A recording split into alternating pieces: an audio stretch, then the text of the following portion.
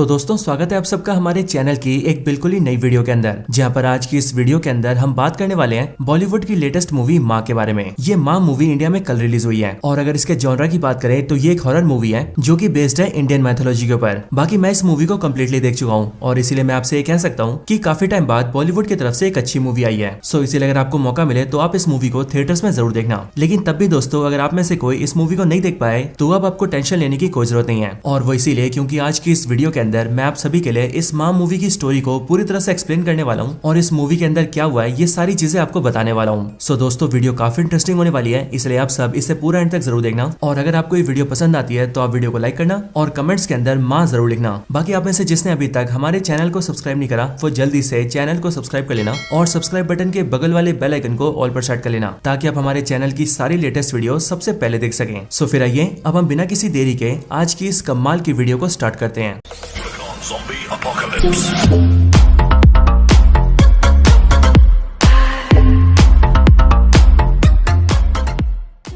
तो दोस्तों इस मूवी की स्टार्टिंग होती है वेस्ट बंगाल के एक छोटे से गांव से, जिस गांव का नाम होता है चंदरपुर। इस चंदरपुर के अंदर हम ये देखते हैं कि इस गांव में काफी अमीर आदमी होता है और आज के दिन उस आदमी की वाइफ प्रेग्नेंट होती है। लेकिन दोस्तों जैसे उसकी वाइफ का बच्चा होता है वैसे हमें पता लगता है कि उसकी वाइफ को एक नहीं बल्कि दो बच्चे हुए हैं, यानी कि जुड़वा। पर उन दोनों जुड़वा में से एक लड़का होता है और दूसरी लड़की होती है। इसके साथ ही दोस्तों हम ये भी देखते हैं कि इस अमीर आदमी के घर में एक काली माता का मंदिर भी होता है और उस मंदिर के सामने एक लेडी डांस कर रही होती है। अब दोस्तों यहाँ पर हमें ये भी पता लगता है कि असल में इस चंदरपुर गाँव के अंदर एक प्रथा है और वो प्रथा ये है कि जब भी काली माता किसी के सपने में आती है और वो उसे अपना दर्शन देती है तब उसके बाद वही लेडी जाकर काली माता की पूजा करती है। और अगर काली माता जब तक किसी के सपने में नहीं आती तब तक काली माता की पूजा ही नहीं होती है। और अब क्योंकि आज से पहले वाले दिन इस लेडी के सपने में काली माता ने आकर दर्शन दिया था, इसलिए आज ये लेडी इस अमीर आदमी के घर आकर काली माता की पूजा कर रही है। और पूजा के लिए दोस्तों यहाँ पर बहुत सारे लोग इकट्ठा होते हैं। लेकिन दोस्तों हम ये देखते हैं कि जैसे यहाँ पर सारे लोगों को ये पता लगता है कि आज इस घर में एक बेटे के साथ एक बेटी भी हुई है, वैसे इस बात को जानकर सारे लोग बहुत हैरान हो जाते हैं और सब डरने लगते हैं। और हमें देखने से ऐसा दिखाया जाता है कि इस फैमिली के अंदर किसी बेटी का पैदा होना काफी गलत माना जाता है। यहाँ तक कि यही नहीं दोस्तों बल्कि इसके आगे हम ये भी देखते हैं कि जिस आदमी को जुड़वा बच्चे पैदा हुए होते हैं वो अपने बेटे को तो तिलक लगाता है एंड उसे बहुत प्यार करता है, लेकिन वो अपनी बेटी को सीधा उसी लेडी को सौंप देता है जो लेडी इस टाइम पर काली माता की पूजा कर रही होती है। एंड वो सिंपली उस लेडी से कहता है कि वो इस लड़की की बलि दे दे,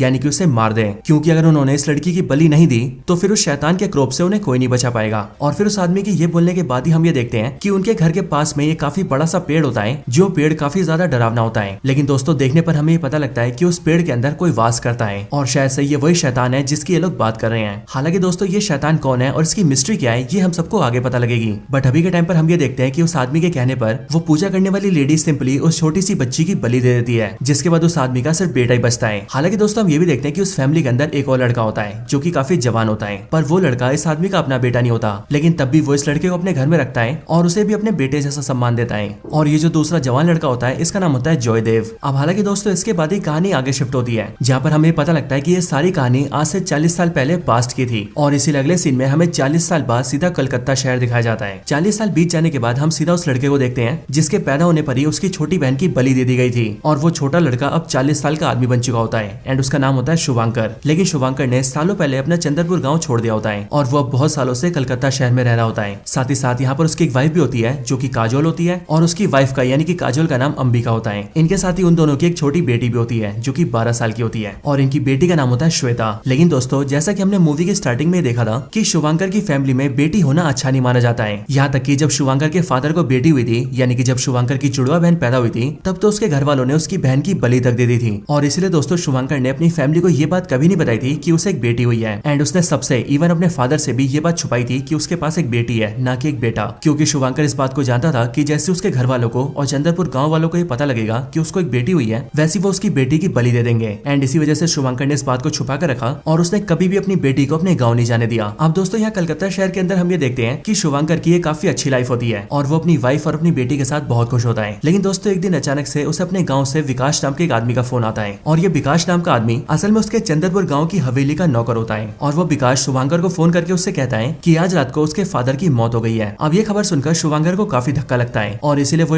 डिसाइड करता है कि अब वो जल्दी से अपने गाँव जाएगा। अब इसके लिए शुभंकर अपनी वाइफ अंबिका से मिलता है एंड वो उससे कहता है कि उसके फादर की डेथ हो गई है, इसलिए वो अपने गाँव जा रहा है, लेकिन वो गाँव अकेला जाएगा और इसलिए उसकी वाइफ और उसकी बेटी यहीं पर रुकेंगे। और दोस्तों यहाँ पर हम ये भी देखते हैं कि यहाँ पर शुभंकर अपनी बेटी को बिना बताए गाँव जाता है, क्योंकि उसकी बेटी श्वेता अक्सर शुभंकर से बोला करती थी कि उसे उसके गाँव जाना है, लेकिन शुभंकर उसे हमेशा मना कर दिया करता था। और इसलिए आज शुभंकर ने सोचा कि अगर उसकी बेटी को ही पता लगा कि वो गाँव जा रहा है तो वो पक्का उसके साथ जाने की जिद करेगी। एंड इसलिए शुभंकर चुपके से अपनी गाड़ी उठाता है और अपनी वाइफ को बोलकर सीधा अपने गाँव जाता है। गाँव आकर शुभंकर सबसे पहले अपने फादर का अंतिम संस्कार करता है और फिर वो अपने रिश्ते में लगने वाले बड़े भाई जिसका नाम जयदेव था उसे कहता है कि वो उसका घर बिकवा दे, क्योंकि वो इस गाँव के घर को रखना नहीं चाहता है और अब तो उसके पिता के जाने के बाद उसका इस घर में रहने का भी मन नहीं करता है। और वैसे भी इस घर से जो कहानियां जुड़ी हुई है उसे सोचकर तो उसे डर भी लगता है। एंड इसलिए शुभंकर ये चाहता है कि इस घर को वो जल्दी से बेच दे। अब दोस्तों हमें पता लगता है कि इसका जो रिश्तेदार वाला भाई है यानी कि जयदेव, वो असल में अब इस पूरे गाँव का सरपंच भी बन गया होता है। साथ ही साथ इस जयदेव कैरेक्टर को प्ले किया है एक्टर रोनित रॉय ने। और इसीलिए यहाँ पर जयदेव शुभंकर से कहता है कि वो उसके घर के लिए कोई डीलर ढूंढेगा और उसका घर जल्दी से बिकवा देगा। अब दोस्तों इसके आगे शुभंकर ये डिसाइड करता है कि अब वो अपने गाँव में रुकेगा नहीं और इसीलिए वो रात के टाइम ही अपने गाँव से निकलकर अपने घर जाने लगता है। हालांकि दोस्तों जाने से पहले उसका नौकर विकास उसे रोकने की कोशिश करता है, बट शुभंकर का अपने घर जाने का मन होता है एंड इसलिए वो वहाँ पर रुकता नहीं है और रात के टाइम अपनी कार स्टार्ट करता है और सीधा वहाँ से निकल जाता है। लेकिन दोस्तों रास्ते में हम ये देखते हैं कि उसके घर के पास का वो बड़ा सा पेड़ जिसके अंदर कोई शैतान रहता है, वो पूरा पेड़ ही शुभंकर का पीछा करता है और वो उसकी गाड़ी को पकड़ लेता है और फिर वो धीरे धीरे करके शुभंकर को जकड़कर उसे जला देता है एंड उसकी जान ले लेता है। और हम भी ये देखते हैं कि शैतान ने शुभंकर को जान से मार दिया है। अब दोस्तों अगली सुबह जैसे सबको ये पता लगता है कि शुभंकर मर चुका है, वैसे उसके मरने के बारे में जल्दी से उसकी वाइफ अंबिका को कॉन्टेक्ट किया जाता है। जिसके बाद हम ये देखते हैं कि अंबिका और उनकी बेटी श्वेता इन दोनों को ही बहुत बुरा लगता है और वो दोनों शुभंकर के लिए बहुत ज्यादा रोते हैं। लेकिन दोस्तों इन सब के बाद भी अब 3 महीने बीत जाते हैं और हम ये देखते हैं कि अंबिका और श्वेता की लाइफ धीरे धीरे करके अब नॉर्मल होना स्टार्ट हो चुकी है। लेकिन दोस्तों अब इस 3 महीने बाद अंबिका को एक दिन जयदेव का फोन आता है और वो जयदेव अंबिका को ये बताता है कि असल में शुभंकर ने अपने मरने से पहले उससे एक बात कही थी। शुभंकर ने उससे कहा था कि वो अपने घर को बेचना चाहता है और उसके लिए वो डीलर ढूंढ रहा था, लेकिन अब उसे एक डीलर मिल चुका है जो इस घर को खरीदना चाहता है और इसलिए वो चाहता है कि अंबिका अपने गाँव आ जाए और अपने सामने इस डील को कर दे। अब वैसे इस बात को सुनकर अंबिका जयदेव से कहती है कि वही डील को पूरा कर ले और इसके बदले में जो भी कमीशन बनेगा वो जयदेव को दे देगी। लेकिन दोस्तों जयदेव इस बात को सुनकर थोड़ा बुरा मान जाता है एंड वो अंबिका से कहता है कि वो ये काम कमीशन के लिए नहीं कर रहा है, बल्कि उसके लिए शुभंकर उसका छोटा भाई है और वो उसकी आखिरी इच्छा को पूरा करना चाहता है। अब इस बात को सुनकर अंबिका राजी हो जाती है एंड वो गाँव आने के लिए मान जाती है। लेकिन जब उसकी बेटी श्वेता को पता लगता है कि उसकी मदर अंबिका गाँव जा रही है तब वो भी गाँव आने की जिद करती है, लेकिन अंबिका सिंपली उसे मना करती है और वो कहती है कि वो अकेले गाँव जाएगी। पर यह बात सुनकर श्वेता उससे कहती है कि उसके फादर भी अकेले गाँव गए थे और कभी वापस नहीं आए एंड इसीलिए वो ये नहीं चाहती कि उसकी मदर के साथ भी ऐसा ही कुछ हो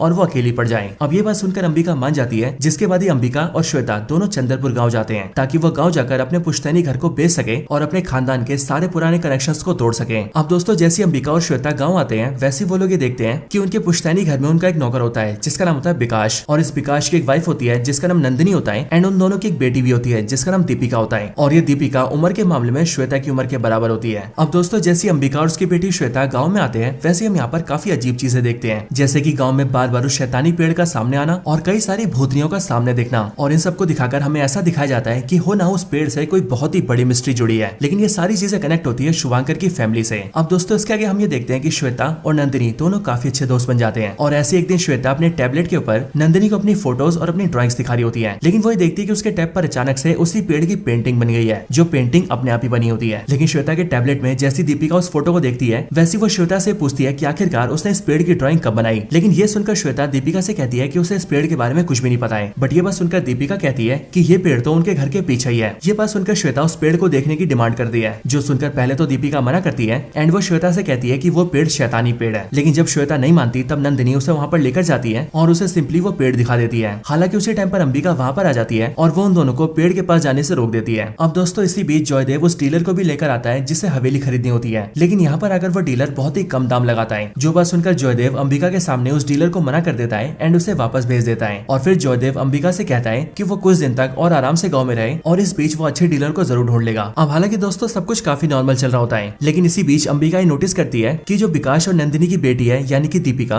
उसके पीरियड्स स्टार्ट हो गए हैं। और वैसे तो गर्ल्स को पीरियड्स आना बहुत ही आम बात होती है एंड ये चीज उनके 12-13 साल के होते स्टार्ट भी हो जाती है। लेकिन दोस्तों यहाँ पर हम भी देखते हैं कि जैसी अंबिका इस बारे में दीपिका की मदर नंदिनी को बताती है वैसी नंदिनी इस बात को सुनकर बहुत ज्यादा डर जाती है और वो सिंपली अपनी बेटी को एक कमरे में बंद कर देती है और वहाँ पर बैठकर काली माता का नाम जपने लगती है और साथ ही वो दीपिका से ये भी कहती है कि जब तक वो उसे निकालेगी नहीं तब तक वो कमरे से बाहर नहीं जाएगी। अब दोस्तों यहाँ पर नंदिनी ये सब क्यों कर रही होती है ये देखकर हमें भी अजीब लगता है, लेकिन दोस्तों जैसी इस दिन की रात होती है वैसे हम ये देखते हैं कि वो पेड़ वाला शैतान सीधा दीपिका के कमरे में घुसता है और अपने टहनियों को लंबा करके दीपिका को पकड़ के अपने पास ले आता है। अगले दिन जब सबको पता लगता है कि दीपिका गायब हो चुकी है, तब सारे लोग काफी हैरान हो जाते हैं और इसलिए अंबिका जल्दी से पुलिस को फोन करती है। लेकिन दोस्तों हम ये देखते हैं कि दीपिका की मदर नंदिनी, जो कि विकास की वाइफ होती है, वो इन सारी चीजों का ब्लेम अंबिका और उसकी बेटी श्वेता पर डालती है। लेकिन अंबिका इस बात पर ध्यान नहीं देती और वो पुलिस को बुलाती है, जिसके बाद वो पुलिस इंस्पेक्टर को सारी बात बताती है। अब गाँव का पुलिस ऑफिसर जब अपनी तहकीकात स्टार्ट करता है, तब उसे दीपिका तो कहीं भी नहीं मिलती है। लेकिन अपनी इन्वेस्टिगेशन के अंदर वो गाँव वालों से ये पता करता है कि गायब होने वाली लड़कियों में दीपिका अकेली नहीं है, और वो इसीलिए क्योंकि दीपिका से पहले भी ऐसी कई सारी गांव की लड़कियां हैं जो कि बारी बारी करके उस पेड़ वाले शैतान के हाथों गायब हो चुकी हैं। बट ये बात सुनकर पुलिस ऑफिसर और अंबिका दोनों को काफी धक्का लगता है और वो लोग ये पूछते हैं कि अगर ऐसी बात है तो उन्होंने इस बारे में पहले क्यों नहीं बताया और आज से पहले किसी भी लड़की की मिसिंग की रिपोर्ट क्यों नहीं लिखवाई गई है। लेकिन इस बात को सुनकर गाँव वाले और गाँव का सरपंच यानी कि जयदेव सभी इंस्पेक्टर को ये बताते हैं कि उन्होंने आज से पहले किसी भी लड़की की मिसिंग रिपोर्ट इसलिए नहीं लिखवाई है क्योंकि जब भी लड़कियां गायब होती है तब वो 2-3 दिन के अंदर घर वापस आ जाती है, वो भी बिल्कुल सही सलामत। अब ये बात सुनकर अंबिका इस बारे में डिटेल से पूछती है, जो बात सुनकर जयदेव सारी बातें डिटेल में बताता है। वो बताता है कि ये सारी चीजें आज से 3 महीने पहले स्टार्ट हुई थी और वो भी उस दिन के बाद से जिस दिन अंबिका के पति शुभांकर की मौत हुई थी,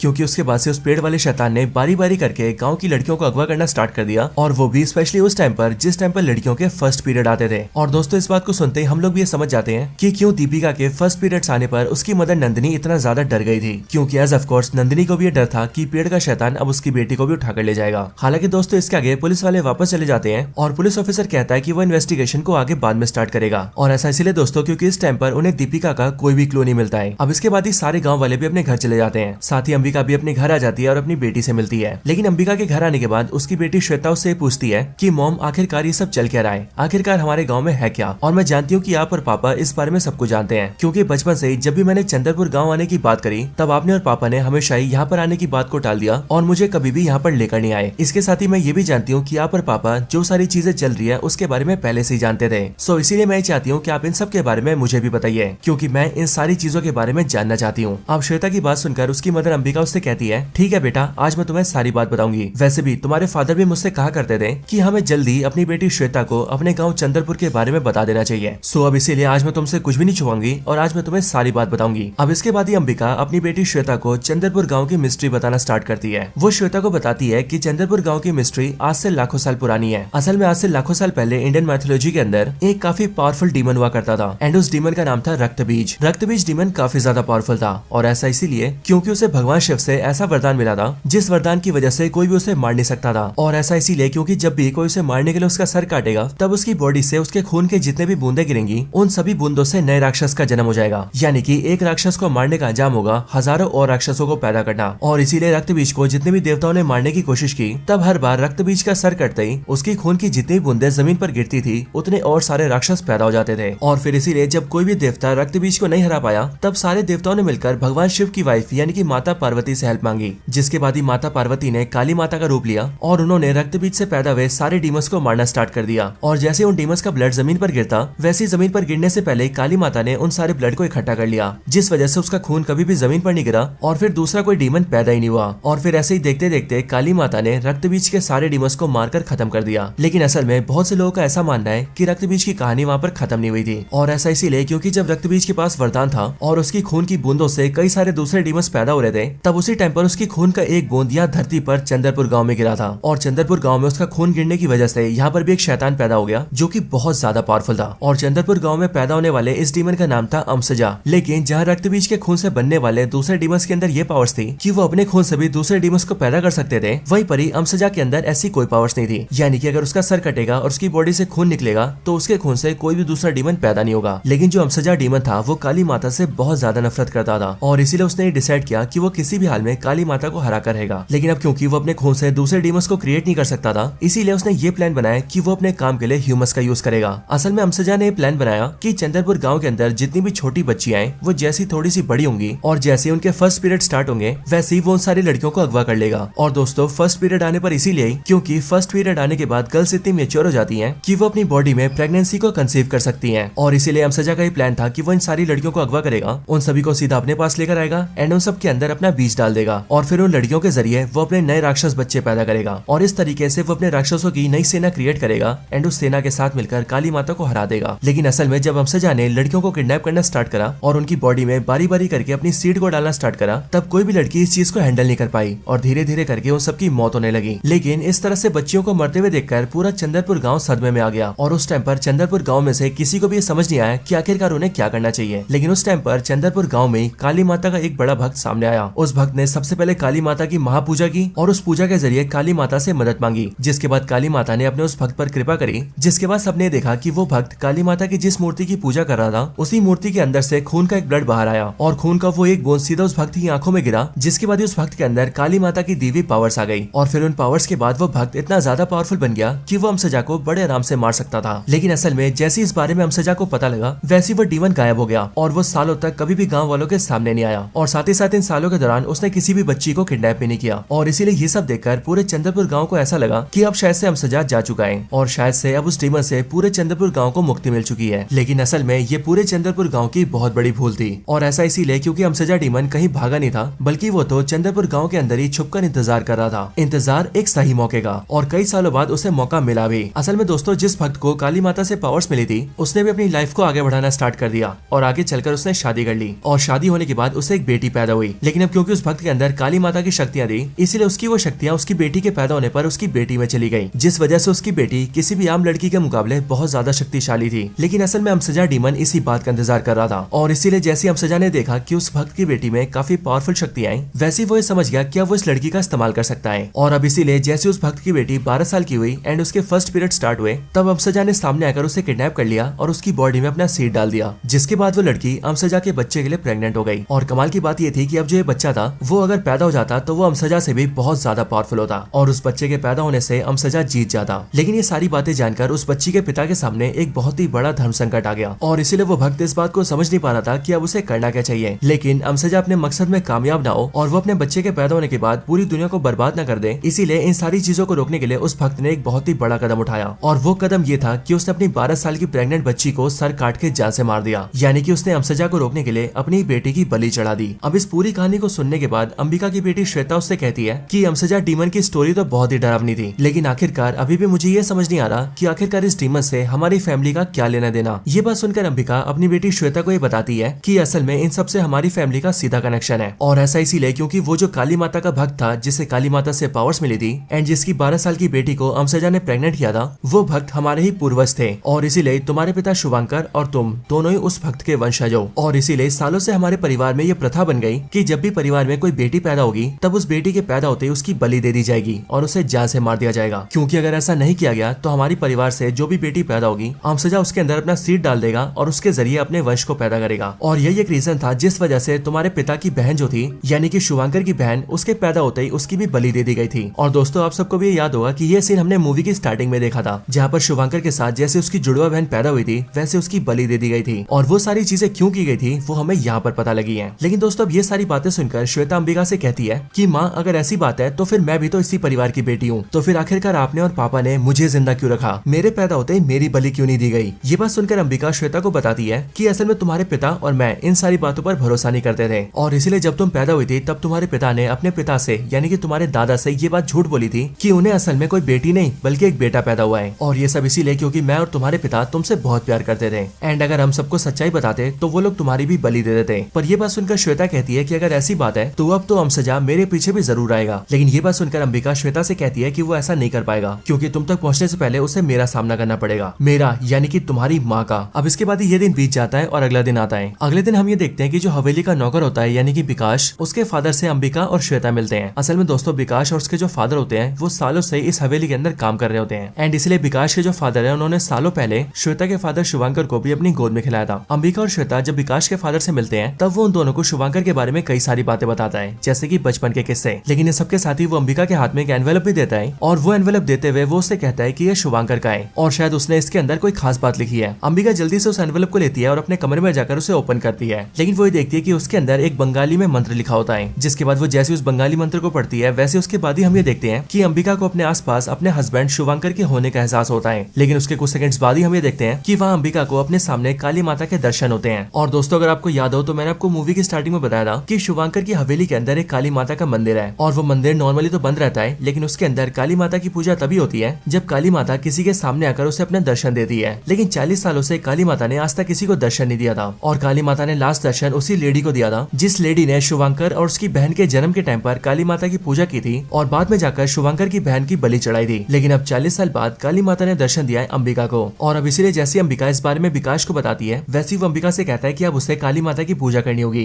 क्योंकि यही उनका इशारा है। जिसके बाद दोस्तों सारे गाँव वालों को बुलाया जाता है और इस बात को डिसाइड किया जाता है कि अब जल्दी अंबिका के हाथों काली माता की पूजा की जाएगी। हालांकि दोस्तों इसके कुछ टाइम बाद ही हम ये देखते हैं कि दीपिका अपने आप ही घर वापस आ जाती है, जिसे देखकर विकास, नंदिनी, अंबिका, श्वेता और बाकी सब लोग बहुत खुश होते हैं। लेकिन दोस्तों इस टाइम पर अंबिका रुकती नहीं है और वो पुलिस ऑफिसर के साथ मिलकर पूरे गाँव की बच्चियों से पूछताछ करते हैं। लेकिन पूछताछ के अंदर पुलिस को कुछ भी पता नहीं लगता है। लेकिन दोस्तों इन सब के बाद जैसी अंबिका अपने घर आती है वैसे उसे पता लगता है कि उसकी डॉटर श्वेता के भी पीरियड से स्टार्ट हो चुके हैं। लेकिन अब क्योंकि रात हो गई थी इसीलिए वो श्वेता को नॉर्मली सुला देती है। बट दोस्तों इसके बाद ही हमें पता लगता है कि गाँव की जितनी लड़कियों को अमसजा ने किडनैप किया था उन सभी को उसने अपने कंट्रोल में कर लिया है, और इसीलिए रात के टाइम पर हम ये देखते हैं कि वो सारी लड़कियों का इस्तेमाल करता है और उनमें से सबसे पहले दीपिका को श्वेता के रूम में भेजता है और उसके जरिए श्वेता को बाहर निकलवा लेता है। इसके बाद बारी बारी करके वहाँ पर और सारी लड़कियां आती है और वो सब जबरदस्ती श्वेता को खींचकर ले जाने लगती है। लेकिन अंबिका जैसे इस बात को नोटिस करती है कि श्वेता अपने बेड पर नहीं है वैसी वो उसे ढूंढते हुए सीधा बाहर आती है एंड वो ये देख लेती है कि सारी लड़कियां मिलकर उसकी बेटी श्वेता को खींचकर अमसजा के पास ले जा रही हैं। लेकिन उसके बाद अंबिका जल्दी से श्वेता के पास जाती है और वो उन सबके हाथों से श्वेता को छुड़ाकर उसे अपने पास ले आती है। ये सब देखकर अंबिका बहुत ज्यादा डर जाती है और इसीलिए वो डिसाइड करती है कि अब वो अपनी बेटी की जान को और खतरे में नहीं डालेगी, और इसीलिए ये बात डिसाइड करते ही वो जल्दी से अपने सारे कपड़े पैक करती है और अपनी बेटी श्वेता को लेकर सीधा कार ड्राइव करते हुए वहाँ से निकल जाती है और जल्दी से जल्दी चंद्रपुर गाँव से निकलने की कोशिश करती है। लेकिन दोस्तों रात के समय कुछ टाइम ड्राइव करने के बाद ही हम लोग ये देखते हैं कि वो सारी लड़कियां फिर से उनकी गाड़ी के पास आ जाती है और बारी बारी करके वो सब गाड़ी पे कूद जाती हैं। और अब क्योंकि इस टाइम पर अमसजा ने इन सब के अंदर अपनी थोड़ी थोड़ी पावर्स डाली होती है इसलिए ये सब बड़े आराम से कार के शीशे को तोड़ देती है, कार के गेट्स को तोड़ देती है और अंबिका के सामने उसकी बेटी श्वेता को उठाकर ले जाती है और श्वेता को सीधा सौंप देती है जयदेव के हाथों में। अब अंबिका जैसे अपने सामने जयदेव को देखती है वैसे उसे कुछ भी समझ नहीं आता है। लेकिन दोस्तों जयदेव को देखकर हम ये जरूर समझ जाते हैं कि हो ना हो जयदेव का भी अमसजा से बहुत ही बड़ा कनेक्शन है। लेकिन दोस्तों इसके बाद ही जयदेव श्वेता को लेकर सीधा जंगल में चला जाता है और अब क्योंकि अंबिका हमले के अंदर बहुत ज्यादा जख्मी हो गई थी इसीलिए वो सीधा बेहोश हो जाती है। लेकिन बेहोशी के बाद जब अंबिका की आंखें खुलती है तब वो ये देखती है कि वो एक अनजान से घर में है और उसके सामने एक बुढ़िया बैठी है। अब इस बूढ़ी लेडी को देखकर अंबिका को ऐसा लगता है कि शायद से ये भी जयदेव के साथ मिली हुई है। लेकिन वो बूढ़ी लेडी अंबिका को ये बताती है कि वो जयदेव के साथ नहीं है। अब दोस्तों आगे हमें पता लगता है कि ये लेडी और कोई नहीं बल्कि ठीक वही लेडी है जिसने शुभंकर और उसकी बहन के जन्म के टाइम पर काली माता की पूजा की थी और शुभंकर की बहन की बलि दी थी। लेकिन दोस्तों असल में वो स्टोरी पूरी नहीं थी और ये बूढ़ी लेडी यहाँ पर अंबिका को पूरी स्टोरी बताती है। वो बताती है कि जब अंबिका के पति शुभंकर और उसकी बहन का जन्म हुआ था तब उससे एक रात पहले उसे काली माता का सपना आया था और उसीलिए जन्म के दिन वो काली माता की पूजा कर रही थी। लेकिन पूजा के बाद उससे बच्चे की बलि देने को कहा गया, लेकिन उस रात उसने बलि देने से मना कर दिया और उसने सिंपली ये कहा कि ये छोटी बच्ची काली माता की बेटी है और इसीलिए काली माता अपनी बेटी की बलि नहीं मांग सकती है। इसलिए हम यहाँ पर कुछ तो बहुत गलत कर रहे हैं। पर मेरे ये बोलते ही जयदेव सामने आया और उसने धक्का देकर मुझसे हथियार छीन लिया और उसने उस छोटी सी बच्ची की बलि दे दी। इसलिए मैं तुम्हें बता दूं कि जयदेव बहुत ही निर्दयी है। लेकिन जयदेव उसके बाद भी रुका नहीं और उसने सबसे पहले तो मुझे ढोंगी करार देके गाँव से बाहर निकलवाया और उसके साथ ही उसने मेरा रेप भी किया और फिर इसीलिए उस दिन के बाद से मैं यहाँ गाँव के बाहर ही रहती हूँ, वो भी बिल्कुल अकेली। असल में बच्ची की बलि देके जयदेव चंद्रपुर गाँव के सामने उनका हीरो बन गया, साथ ही गाँव वालों का भरोसा जीत के वो सरपंच भी बन गया। लेकिन उस बच्ची की बलि देना जयदेव की बहुत बड़ी गलती थी और ऐसा इसीलिए क्योंकि एक रात जब जयदेव सो रहा था तभी अमसजा ने अपनी टहनियों को लंबा करके जयदेव को कैप्चर किया और उसे अपने पास ले आया। इसके बाद अमसजा जयदेव को मारने ही वाला था, लेकिन मारने से पहले उसने जयदेव को उसकी गलती समझाई और उसने जयदेव से कहा कि इस परिवार में पैदा होने वाली लड़की मेरे वंश को आगे ले जा सकती है, इसीलिए तूने इस परिवार की लड़की को मारकर बहुत गलत किया और इसीलिए अब तुझे मारने के बाद ही मुझे चैन मिलेगा। लेकिन जयदेव बहुत ही दिमाग वाला था, इसलिए उसने अमसजा से ये डील करी कि अमसजा उसकी जान न ले, जिसके बदले में वो अमसजा का गुलाम बनेगा और अब इस परिवार में जो भी अगली लड़की पैदा होगी वो उसके तैयार होने पर उसे सही सलामत सीधा अमसजा के पास लेकर आएगा, जिसके बाद उसका इस्तेमाल करके अमसजा उसमें बीज डालेगा और उससे अपना वंश आगे बढ़ाएगा। अमसजा को भी ऑफर अच्छा लगा, इसलिए उसने जयदेव को अपना गुलाम बनाया और उसने जयदेव के शरीर का इस्तेमाल करके वो उसमें समा गया, जिसके बाद से जयदेव और अमसजा दोनों एक हो गए। यानी कि ये जो जयदेव गाँव का सरपंच है वो असल में कोई जयदेव या सरपंच नहीं बल्कि असल में अमसजा है और अब वो अंबिका की बेटी को उठाकर ले गया है और इसीलिए अब अगर उसने श्वेता में बीज डाल दिया तो फिर वो अपने मकसद में कामयाब हो जाएगा। लेकिन आगे वो बूढ़ी लेडी अंबिका से कहती है कि अब जयदेव को यानी कि अमसजा को रोकने का सिर्फ एक ही तरीका है और वो है काली पूजा करना, क्योंकि उसे ही सपने में काली माता दिखी थी, क्योंकि अब काली माता की पूजा करने के बाद ही काली माता उसे रास्ता दिखाएंगी। इसके बाद अंबिका को भी ये सब कुछ ठीक लगता है और इसीलिए वो अपनी बेटी की परवाह किए बिना जल्दी से अपने घर जाती है और काली माता की पूजा स्टार्ट करती है। उस पूजा में अंबिका का साथ देने के लिए सारे गाँव वाले आ जाते हैं और वो भी अंबिका के पीछे पूजा करना स्टार्ट कर देते हैं और फिर पूजा के खत्म होने के बाद ही हम ये देखते हैं कि काली माता अपने एक रूप में अंबिका को दर्शन देती है और वो उसके सर पे तिलक लगा के उसे अपनी पावर्स प्रोवाइड करती है। इसके बाद ही वो काली माता के पास रखे उनके एक वेपन को उठाती है और अकेली सीधा निकल जाती है अमसजा से लड़ने के लिए। इसके बाद ही अंबिका अमसजा के पास जाती है जो कि इस टाइम पर जयदेव के रूप में होता है और जयदेव देखते ही देखते अपनी सारी सारी लड़कियों को बुलाता है, जिन सारी लड़कियों को उसने कंट्रोल में कर रखा था, और उनकी पावर्स को और ज्यादा बढ़ा के सबको अंबिका पर छोड़ देता है। जिसके बाद वो सारी लड़कियां मिलकर अंबिका पर हमला कर देती हैं और जयदेव जल्दी से अमसजा के रूप में आता है और वो अंबिका की बेटी श्वेता की बॉडी में अपना बीज डालना स्टार्ट कर देता है। इधर अंबिका जो कि इन सारी लड़कियों से लड़ रही होती है, वो अपनी पावर्स का इस्तेमाल करती है और बारी बारी करके इन सारी लड़कियों को अमसजा के कंट्रोल से बाहर कर लेती है और इन सब की सबको पहले जैसा नॉर्मल कर देती है। जिसके बाद ये सारी लड़कियां बेहोश हो जाती हैं। लेकिन फिर अंबिका सीधा सामने आती है अमसजा के और फिर वो अमसजा से फाइट स्टार्ट करती है। लेकिन इस फाइट के अंदर हम ये देखते हैं कि अमसजा अंबिका पर बहुत भारी पड़ता है और वो उसे उठा उठा के पटकता है एंड उसके हाथ पैरों को तोड़ देता है, जिस वजह से अंबिका बेहोश हो जाती है। और इधर अमसजा फिर से अपने बीज डालने के प्रोसेस को कंटिन्यू करता है। लेकिन फिर इसके कुछ टाइम बाद ही हम ये देखते हैं कि अंबिका के अंदर काली माता का वास आता है और वो सीधा अपने वेपन को उठाकर सीधा अमसजा के पास जाती है और इस बार वो अमसजा पर बहुत भारी पड़ती है और देखते देखते अमसजा को खत्म कर देती है। जिसके बाद अमसजा जो कि रक्त बीज से बना हुआ आखिरी डीमन था, उसका पूरी तरह से खात्मा हो जाता है। इसके बाद ही अंबिका अपनी बेटी श्वेता को उठाकर सीधा अपने घर ले आती है, जहाँ पर इस टाइम पर सारे गाँव वालों के साथ साथ वो बूढ़ी लेडी भी होती है जिसने की अंबिका की बेहोशी में हेल्प की थी। इसके साथ ही अंबिका यहाँ पर उन सारी बच्चियों को भी ले आती है जिन सारी बच्चियों को उसने अमसजा के कंट्रोल से बाहर निकाला था और इसीलिए अपनी अपनी बेटियों को देखकर सारे गाँव वाले बहुत खुश होते हैं। लेकिन वो बूढ़ी लेडी जैसी अंबिका की बेटी श्वेता को देखती है, वैसी वो अंबिका से कहती है कि असल में अमसजा अपने प्लान में कामयाब हो गया है, क्योंकि उसने अंबिका की बेटी श्वेता के अंदर अपना बीज डाल दिया है और अब इसीलिए अमसजा को रोकने का सिर्फ एक ही तरीका है, वो है श्वेता की बलि दे देना। अब ये बात सुनकर अंबिका को बहुत बुरा लगता है, लेकिन तभी वो मजबूरी में अपनी बेटी श्वेता को सामने रखती है और अपने हथियार से उसकी बलि देने लगती है। लेकिन अगले पल काली माता उसे आशीर्वाद देती है और एक ही झटके में वो श्वेता के अंदर से बीज को खत्म कर देती है। जो चीज देखकर वो बूढ़ी लेडी अंबिका को रोक देती है एंड उसे सारी बात बताती है। जिसके बाद ये बात जानते अंबिका भी बहुत खुश होती है और फिर वो अपनी बेटी श्वेता को बेहोशी से जगाकर उसे गले लगाकर खुशी के मारे रोने लगती है। और फिर इस सब के बाद ये सारे के सारे गांव वाले मिलकर काली माता की मूर्ति के सामने हाथ जोड़कर नमन करते हैं, जिसके साथ ये पूरी मूवी यहीं पर एंड हो जाती है। लेकिन दोस्तों, इस मूवी के खत्म होने के बाद मूवी के अंदर एक पोस्ट क्रेडिट सीन भी आता है और इस पोस्ट क्रेडिट सीन के अंदर हम सीधा शैतान मूवी का ट्यून सुनते हैं और अपने सामने स्क्रीन पर एक इंसान को देखते हैं जिसकी आवाज आर माधवन जैसी होती है, यानी कि शैतान मूवी के शैतान की। और यहाँ से हमें हिंट मिलता है कि ये मां मूवी सीधा शैतान मूवी से कनेक्टेड है और ये आगे चलकर एक सिनेमैटिक यूनिवर्स को जन्म देने वाले हैं। पर दोस्तों, हमने शैतान मूवी के अंदर तो ये देखा था कि वहाँ पर आर माधवन यानी कि शैतान मर चुका था। सो अब इसीलिए आगे की मूवीज में ये देखना इंटरेस्टिंग होगा कि आखिरकार मूवीज वाले शैतान को वापस कैसे लेकर आते हैं। और अगर दोस्तों शैतान मरने के बाद वापस आ सकता है तो फिर तो ये भी हो सकता है कि अमसजा भी मरने के बाद वापस आ जाए, या फिर होने को ये भी हो सकता है कि आगे वाली किसी मूवी के अंदर हमें इनसे भी कोई बड़ा शैतान देखने को मिले। वैसे आपका इन सब पर क्या कहना है ये आप मुझे कमेंट्स में जरूर बताना। और अगर आपको इस मूवी की स्टोरी और ये वीडियो पसंद आई हो तो वीडियो को लाइक करना और कमेंट्स के अंदर मां जरूर लिखना। बाकी जिसने चैनल सब्सक्राइब नहीं करा वो जल्दी से चैनल सब्सक्राइब कर लेना और सब्सक्राइब बटन के बगल वाले बेल आइकन को भी ऑल पर सेट कर लेना। बाकी आपको ऐसी और वीडियोस देखनी हो तो आप चैनल में जाना, वहाँ पर ऐसी बहुत सारी वीडियोस अवेलेबल है। बाकी मैं मिलता हूँ आपसे ऐसी किसी और बेहतरीन वीडियो में, तब तक के लिए गुड बाय।